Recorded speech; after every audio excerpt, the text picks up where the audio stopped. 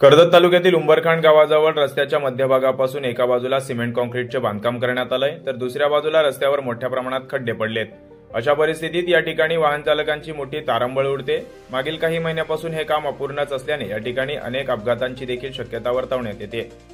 कळंब बोरगाव चेवणे मार्गावरील उंबरखांड गावालगत सुमारे 100 मीटर अंतरावर सिमेंट कॉन्क्रीट या रस्त्याचे काम प्रशासनाकडून मागील काही महिन्यांपूर्वी सुरू करण्यात आले होते।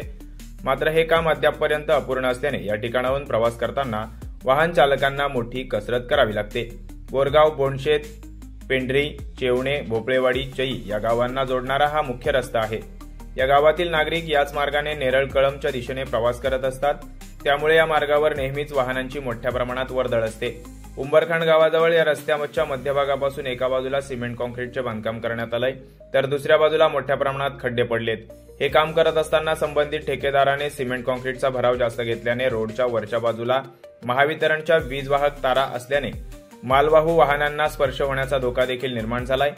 परिणामी भविष्यात मोठी दुर्घटना होण्याची शक्यता वर्तवण्यात येते। यामुळे नागरिकांच्या सुरक्षेचा प्रश्न देखील ऐरणीवर आलाय। तसेच या रस्त्याच्या अपूर्ण बांधकामामुळे कळंब बोरगाव मार्गावर सुरू असलेली महामंडळाची एसटी बस सेवा देखील बंद झाली आहे।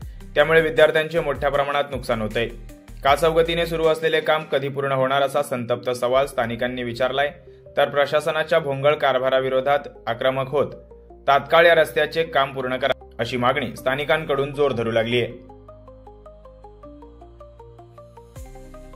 माझे नाव एकनाथ शांताराम खडेकर, राहणार भवानीपाडा, उंबरखांड।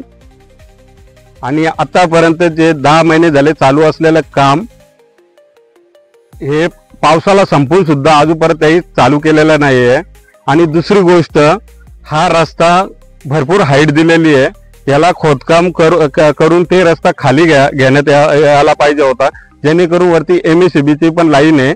आणि दुसरी गोष्ट, आज बोंडेशेत, पेंढरी, बोरगाव, उंबरखांड, भवानीपाडा या मुलांचे भरपूर नुकसान झालेले आहेत। बस पण बंद झालेली आहे, जेणेकरून हा रस्ता हाईट उंच झाल्यामुळे वरती बसला टच होते।